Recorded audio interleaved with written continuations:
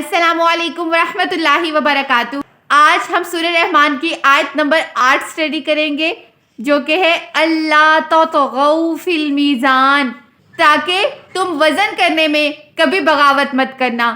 یہ آیت نمبر 7 کی ہی کنٹینیویشن ہے، جس میں اللہ تعالیٰ نے ارشاد فرمایا تھا وَالسَّمَاءَ رَفَعَهَا وَوَضَعَ الْمِيزَانَ، کہ آسمان کو اس نے اوپر اونچا اٹھایا اور ایک بیلنس قائم کیا۔ یعنی آسمان کا اوپر یوں ایک بیلنس میں کھڑا ہونا بھی خود میں ایک خطبہ ہے۔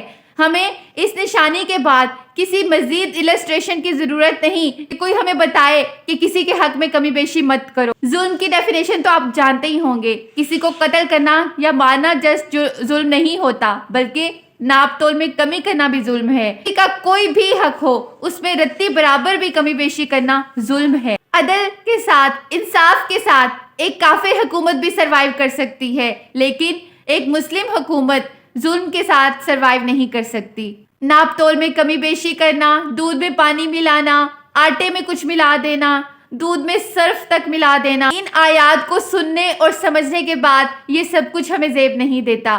مہنگائی بڑھتی جا رہی ہے، یہ سب کچھ ہمارا اپنا بویا ہوا ہے۔ اگر ہم عوام ٹھیک ہوں گے تو ہمارے حکمران ہمارے ہی تو نمائندے ہوتے ہیں، پھر وہ بھی انصاف کریں گے۔ لیکن جب ہم عوام ہی ایک دوسرے کو کاٹ کھاتے ہیں تو پھر حکمرانوں کا کیا قصور؟ وہ تو اپنا اختیار استعمال کر کے ہمیں اور بھی زیادہ نوچیں گے۔ اگر گورنمنٹ کی کوئی سبسڈی، اگر گورنمنٹ کی کوئی پالیسی پورس کے لیے آ بھی جاتی ہے تو ہم عوام وہ حق بھی غریبوں تک نہیں پہنچنے دیتے۔ ابھی ریسنٹلی جب آٹا تقسیم ہوا تھا فری، تب کیا کچھ نہیں دیکھنے میں آیا، کس طرح اللیگلی کچھ ہوٹلز نے وہ آٹا اپنے پاس رکھ لیا تھا۔ ہم کچھ بھی غلط کرتے ہوئے، پیسہ کماتے ہوئے حلال حرام کی تمیز بھول گئے ہیں۔ رزق حلال بیلنس کے ساتھ ہی آئے گا۔ اللہ تعالیٰ کی ان آیات کو جب یاد رکھ کے ہم کمائی کریں گے، وہی رزق حلال ہوگا۔ اور یہ بیلنس صرف حکومت کے لیے یا ناپ تول کرنے کے لیے شاپ کیپرز کے لیے نہیں ہے، یہ بیلنس ہمارے گھر میں، ہمارے رشتوں کے درمیان بھی ہمیں رکھنا ہوگا۔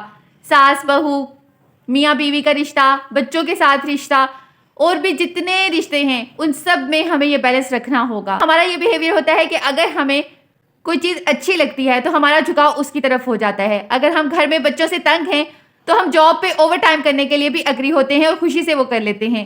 ایسا نہیں کرنا۔ آپ نے اپنے بچوں، اپنے گھر اور اپنے جاب ایک عدل، ایک میزان قائم رکھنا ہے۔ ایون اس دین اور دنیا کے درمیان بھی ہمیں ایک بیلنس رکھنا ہے۔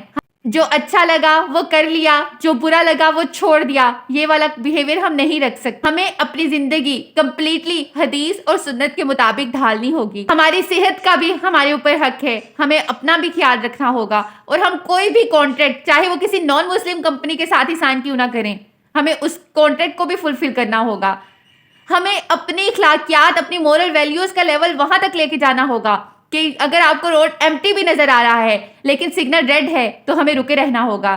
جس دن ہماری مورل ویلیوز یہاں تک آ گئیں کہ اللہ تو دیکھ رہا ہے، مجھے اپنا کانٹریکٹ نہیں توڑنا، انشاءاللہ تب ہی پاکستان کے حالات بدل جائیں گے۔ اسی امید اور اسی دعا کے ساتھ کہ اللہ تعالیٰ ہمیں قرآن پاک پر اور حدیث اور سنت پر عمل کرنے کی توفیق عطا فرمائیں اور پاکستان کو ترقیوں کی منزلوں پر لے جائیں، آمین۔ السلام علیکم ورحمۃ اللہ وبرکاتہ۔